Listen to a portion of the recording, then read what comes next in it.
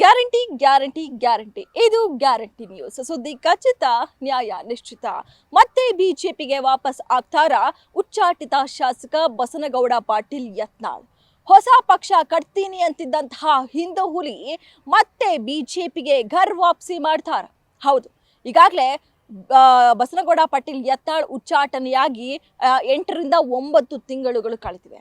ಅಂದ್ರೆ ರಾಜ್ಯಾಧ್ಯಕ್ಷ BY ವಿಜಯೇಂದ್ರ ಅವರ ವಿರುದ್ಧ, ಅದೇ ರೀತಿಯಾಗಿ ಯಡಿಯೂರಪ್ಪನವರ ಕುಟುಂಬದ ವಿರುದ್ಧ ಬಹಿರಂಗವಾಗಿ ವಾಗ್ದಾಳಿಯನ್ನ ನಡೆಸಿ ಹೈಕಮಾಂಡ್ ಕೆಂಗಣ್ಣಿಗೆ ಗುರಿಯಾಗಿ ಮೂರು ಬಾರಿ ಶೋಕಾಸ್ ನೋಟಿಸ್ ಅನ್ನ ಪಡೆದು ಆ ಒಂದು ಎಚ್ಚರಿಕೆ ಗಂಟೆಯನ್ನ ಕೂಡ ಮೀರಿ ಹೈಕಮಾಂಡ್ ಕೆಂಗಣ್ಣಿಗೆ ಗುರಿಯಾಗಿ, ಅಂದ್ರೆ ಅಷ್ಟೊಂದು ಬಾರಿ ಹೈಕಮಾಂಡ್ ಕೆಂಗಣ್ಣಿಗೆ ಗುರಿಯಾಗಿ ಉಚ್ಚಾಟನೆ ಆಗಿರುವಂತಹ ನಾಯಕರು ಇವರು ಬಸನಗೌಡ ಪಾಟೀಲ್ ಯತ್ನಾಳ್ ಅವರು. ಆದ್ರೆ ಇದೀಗ ಮತ್ತೆ ಪಕ್ಷಕ್ಕೆ ವಾಪಸ್ ಆಗ್ತೀನಿ ಅನ್ನುವಂತಹ ಮಾತನ್ನ ಆಡ್ತಿದ್ದಾರೆ. ಹೌದು, ಅಂದ್ರೆ ಪಕ್ಷದಲ್ಲಿ ಸಾಕಷ್ಟು ಬಾರಿ ಅಂದ್ರೆ ಎಲ್ಲ ಒಂದ್ ಕಡೆ ಉಚ್ಚಾಟನೆ ಮಾಡಿದ್ರೆ ಸೈಲೆಂಟ್ ಆಗಿರ್ತಾರಪ್ಪ ಅಂತ ಅನ್ಕೊಂಡಾದ್ರೂ ಉಚ್ಚಾಟನೆ ಮಾಡಿದ್ರು. ಆದ್ರೆ ಉಚ್ಚಾಟನೆ ಆದ ಬಳಿಕವೇ ಪಕ್ಷದ ವಿರುದ್ಧ ಮತ್ತಷ್ಟು ಹೆಚ್ಚಿನಾಗಿ ಮಾತನಾಡೋದಕ್ಕೆ ಶುರು ಮಾಡಿದ್ರು. ಅಂದ್ರೆ ಅಡ್ಜಸ್ಟ್ಮೆಂಟ್ ಗಿರಾಕಿಗಳು ಇಲ್ಲಿರೋರೆಲ್ಲ ಎಲ್ಲರೂ ಕೂಡ, ವಿಪಕ್ಷ ನಾಯಕರು ಕೂಡ ಅಡ್ಜಸ್ಟ್ಮೆಂಟ್ ರಾಜಕಾರಣವನ್ನ ಮಾಡ್ತಾರೆ, ಅಥವಾ ರಾಜ್ಯಾಧ್ಯಕ್ಷರು ಕೂಡ ಅಡ್ಜಸ್ಟ್ಮೆಂಟ್ ರಾಜಕಾರಣವನ್ನ ಮಾಡ್ತಾರೆ.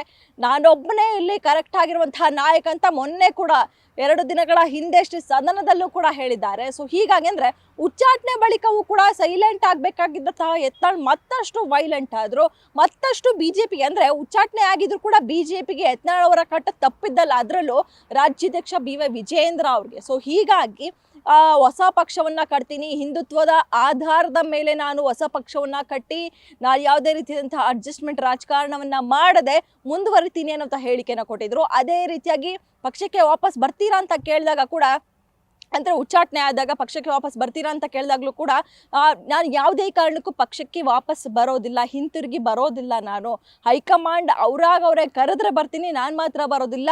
ನನ್ನ ಉಚ್ಚಾಟನೆಯನ್ನ ಮರುಪರಿಶೀಲಿಸಿ ಅಂತ ನಾನು ಯಾವುದೇ ರೀತಿಯಾಗಿ ಪತ್ರವನ್ನ ಆಗ್ಲಿ ಮನವಿಯನ್ನ ನಾನು ಆಗ್ಲಿ ಹೈಕಮಾಂಡ್ಗೆ ನಾನು ಮಾಡೋದಿಲ್ಲ. ರಾಜ್ಯಾಧ್ಯಕ್ಷರು ಬದಲಾವಣೆ ಆಗಬೇಕು, ವಿಜಯೇಂದ್ರ ಅವರು ಕೆಳಗಿಳಬೇಕು, ನಾನು ಮತ್ತೆ ಪಕ್ಷಕ್ಕೆ ವಾಪಸ್ ಆಗಬೇಕು ಅನ್ನುವಂತಹ ಮಾತನ್ನ ಆಡ್ತಿದ್ದಂತಹ ಯತ್ನಾಳ್ ಅವರ ಬಾಯಲ್ಲಿ ಇವತ್ತು ಬೆಳಗಾವಿಯಲ್ಲಿ ನಾನು ಮತ್ತೆ ಬಿಜೆಪಿಗೆ ವಾಪಸ್ ಆಗ್ತೀನಿ ಅನ್ನುವಂತಹ ಹೇಳಿಕೆ ಬಂದಿದೆ. ಹೌದು, ಯಾಕಂದ್ರೆ ಈಗಾಗಲೇ ಅಧಿವೇಶನದಲ್ಲಿ ಸರ್ಕಾರವನ್ನ ಕಟ್ಟಿ ಹಾಕೋದಕ್ಕೆ ವಿಪಕ್ಷಗಳು ಸಾಕಷ್ಟು ಸರ್ಕಸ್ ಮಾಡ್ತಿದೆ ಅಂತಾನೆ ಹೇಳ್ಬೋದು. ಅದರಲ್ಲಿ ಸರ್ಕಾರದ ನಾಯಕರನ್ನ ಕಟ್ಟಿ ಹಾಕೋ ಬದಲು ಆ ನಾಯಕರ ಎದುರು ವಿಪಕ್ಷವೇ ಮುಜುಗರಕ್ಕೊಳಗಾಗುವಂತಾಯ್ತು. ಯಾಕಂದ್ರೆ ಬಿಜೆಪಿಯಲ್ಲಿರುವಂತಹ ಬಣ ಬಡಿದಾಟದಿಂದ. ಸೊ ಹೀಗಾಗಿ ಅಂದ್ರೆ ಯತ್ನಾಳ್ ಅವರ ಹೇಳಿಕೆಯಿಂದ, ಅವರ ನಡವಳಿಕೆಯಿಂದ ಸ್ವತಃ ವಿಪಕ್ಷ ನಾಯಕರಿಗೆ ಸಾಕಷ್ಟು ಮುಜುಗರ ಆಗಿದೆ. ಸೊ ಹೀಗಾಗಿ ಇದೆಲ್ಲದಕ್ಕೂ ಕೂಡ ಬ್ರೇಕ್ ಹಾಕ್ಬೇಕು ಅಂತ ಈ ಬಾರಿ ವಿಪಕ್ಷ ನಾಯಕರಾದಂತಹ ಅಶೋಕ್ ಅವರು ಕಳೆದ 3-4 ದಿನಗಳಿಂದಲೂ ಕೂಡ ಉಚ್ಚಾಟಿತ ಶಾಸಕ ಬಸನಗೌಡ ಪಾಟೀಲ್ ಯತ್ನಾಳ್ ಸೇರಿದಂತೆ ರೆಬಲ್ ತಂಡದಲ್ಲಿ ಗುರುತಿಸಿಕೊಂಡಿರುವಂತಹ ರಮೇಶ್ ಜಾರಕಿಹೊಳಿ, ಅದೇ ರೀತಿಯಾಗಿ ಇನ್ನಿತರ ಶಾಸಕರ ಜೊತೆ ಕ್ಲೋಸ್ ಡೋರ್ ಮೀಟಿಂಗ್ ಅನ್ನ ಮಾಡಿದ್ರು. ಈ ಒಂದು ಮೀಟಿಂಗ್ ಅಲ್ಲಿ ಏನಾಯ್ತು ಅಂತ ನಾವು ನೋಡೋದಾದ್ರೆ ಎಲ್ಲ ಅಂದ್ರೆ ಸುನಿಲ್ ಕುಮಾರ್ ಸೇರಿದಂತೆ ಇನ್ನಿತರ ಶಾಸಕರು ಕೂಡ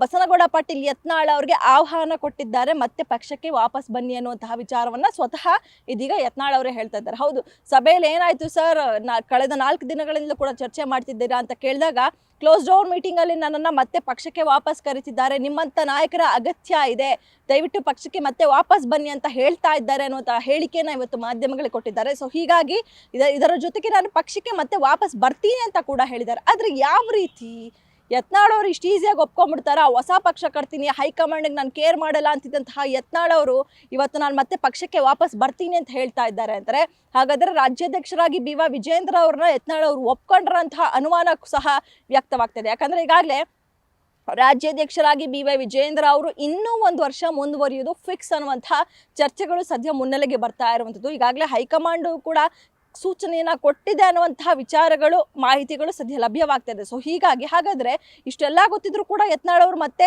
ಪಕ್ಷಕ್ಕೆ ವಾಪಸ್ ಆಗ್ತಾ ಇದ್ದಾರಾ?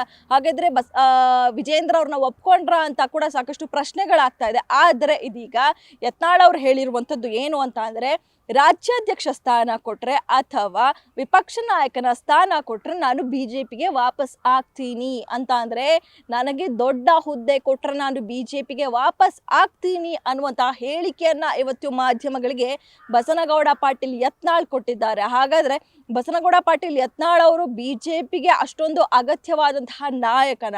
ಹೌದು, ಹಿಂದೂ ಹುಲಿ ಅಂತಾರೆ, ಹಿಂದುತ್ವದಲ್ಲಿ ತಮ್ಮನ್ನು ತಾವು ಸಾಕಷ್ಟು ತೊಡಗಿಸ್ಕೊಂಡಿದ್ದಾರೆ. ಎಲ್ಲ ಜಿಲ್ಲೆಗಳಲ್ಲೂ ಕೂಡ, ಅದರಲ್ಲೂ ಉತ್ತರ ಕರ್ನಾಟಕ ಭಾಗದಲ್ಲೂ ಕೂಡ ಬಸನಗೌಡ ಪಾಟೀಲ್ ಅವರಿಗೆ ಸಾಕಷ್ಟು ಛಾಪಿದೆ. ಸೊ ಹೀಗಾಗಿ ಅಂದರೆ ಹಿಂದುತ್ವ ಅನ್ನುವಂತಹ ವಿಚಾರದ ಮೇಲೆಗೆ ಯತ್ನಾಳ್ ಅವರು ಹೋಗುವಂಥದ್ದು. ಸೊ ಹೀಗಾಗಿ ಇಷ್ಟೊಂದು ಅಗತ್ಯ ಇದ್ದಾರ ಬಿ ಜೆ ಪಿಗೆ? ಹೈಕಮಾಂಡ್ ಇವರನ್ನು ಪರಿಗಣಿಸೋದಕ್ಕಿಂತ ಇಲ್ಲಿರುವಂಥ ಹಿರಿಯ ನಾಯಕರನ್ನೇ ಇವರನ್ನು ಪರಿಗಣಿಸ್ತಾರ ಅಥವಾ ಇವರ ಹೇಳಿಕೆಗಳನ್ನು ಪರಿಗಣಿಸ್ತಾರ ಅನ್ನುವಂಥದ್ದು ಈಗ ಆಗ್ತಾ ಇರುವಂತಹ ಕುತೂಹಲ ಅಂತಾನೆ ಹೇಳ್ಬೋದು. ಯಾಕಂದರೆ ಪಕ್ಷಕ್ಕೆ ವಾಪಸ್ ಬರ್ತೀನಿ ಅನ್ನುವಂಥದ್ದು ಸಹಜ. ಆದರೆ ಇವ್ರು ಹೇಳ್ತಾ ಇರುವಂಥದ್ದು ದೊಡ್ಡ ಹುದ್ದೆ ಅಂದಿದ್ರು ಓಕೆ, ಯಾವುದೋ ಬೇರೆ ಸ್ಥಾನಮಾನವನ್ನು ಕೇಳ್ತಾ ಇದ್ದಾರಪ್ಪ ಇವರು ಅಂತದ್ದು. ಆದರೆ ಇವರು ಬಾಯಿ ಬಿಟ್ಟೇ ಹೇಳಿರುವಂಥದ್ದು ನನಗೆ ರಾಜ್ಯಾಧ್ಯಕ್ಷ ಸ್ಥಾನ ಅಥವಾ ವಿಪಕ್ಷ ನಾಯಕನ ಸ್ಥಾನ ಕೊಟ್ಟರೆ ನಾನು ಮತ್ತೆ ಪಕ್ಷಕ್ಕೆ ವಾಪಸ್ ಆಗ್ತೀನಿ ಅಂತ. ಅಂದರೆ ಇಷ್ಟು ದಿನ ರಾಜ್ಯಾಧ್ಯಕ್ಷ BY ವಿಜಯೇಂದ್ರ ಅವರ ಸ್ಥಾನಕ್ಕೆ ಅಂದರೆ ಅವ್ರನ್ನ ಕೆಳಗಿಳಿಸ್ಬೇಕು ಅಂತ ಹೇಳ್ತಾ ಇದ್ರು ಯತ್ನಾಳ್ ಅವರು. ಆದರೆ ಇದೀಗ ವಿಪಕ್ಷ ನಾಯಕನ ಸ್ಥಾನ ಅಂದರೆ ಅಶೋಕ್ ಅವರ ಸ್ಥಾನಕ್ಕೂ ಕೂಡ ಕುತ್ತು ತಂದಿಡೋದಕ್ಕೆ ಇದೀಗ ಮುಂದಾಗ್ತಾ ಇದ್ದಾರೆ. ಯಾಕಂದರೆ ಈ ನಡುವೆ ನಾವು ನೋಡ್ತಾ ಇದ್ರೆ ಯತ್ನಾಳ್ ಅವರು ಮೊನ್ನೆ ಸದನದಲ್ಲೇ ಹೇಳಿರುವಂಥದ್ದು, ನಾನೇ ಯಾವುದೇ ರೀತಿಯಾದಂತಹ ಅಡ್ಜಸ್ಟ್ಮೆಂಟ್ ಮಾಡ್ಕೊಳ್ದೇ ಇರುವಂತಹ ವಿಪಕ್ಷ ನಾಯಕ ನಾನೇ, BJPಗೆ ವಿಪಕ್ಷ ನಾಯಕ ಅಂತ ಹೇಳಿದ್ದಾರೆ. ಸೊ ಹೀಗಾಗಿ ಎಲ್ಲ ಒಂದು ಕಡೆ ಅಶೋಕ್ ಅವರ ಸ್ಥಾನಮಾನಕ್ಕೂ ಕೂಡ ಕುತ್ತು ತಂದೊಡ್ತಾ ಇದ್ದಾರ ವಿಪಕ್ಷ ನಾಯಕ ಉಚ್ಚಾಟಿತ ಶಾಸಕ ಬಸನಗೌಡ ಪಾಟೀಲ್ ಯತ್ನಾಳ್ ಅನ್ನುವಂಥದ್ದು ಸಹ ಚರ್ಚೆ ಆಗ್ತಾ ಇರುವಂಥದ್ದು. ನೋಡೋಣ ಈ ಒಂದು ಯತ್ನಾಳ್ ಅವರ ಹೇಳಿಕೆಯನ್ನು ಯಾವ ರೀತಿಯಾಗಿ ಹೈಕಮಾಂಡ್ ಅಥವಾ ಕೇಂದ್ರದ ಅಥವಾ ಇಲ್ಲಿ ರಾಜ್ಯದ ಹಿರಿಯ ನಾಯಕರು ಪರಿಗಣಿಸ್ತಾರೆ ಅನ್ನುವಂಥದ್ದು ಕೂಡ ಕಾದು ನೋಡಬೇಕಾಗಿದೆ. ಕ್ಯಾಮ್ರಾ ಪರ್ಸನ್ ವಿನಯ್ ಜೊತೆ ಕವನ Shivanna, guarantee news, Bengaluru. Guarantee news, ಸುದ್ದಿ ಖಚಿತ, ನ್ಯಾಯ ನಿಶ್ಚಿತ.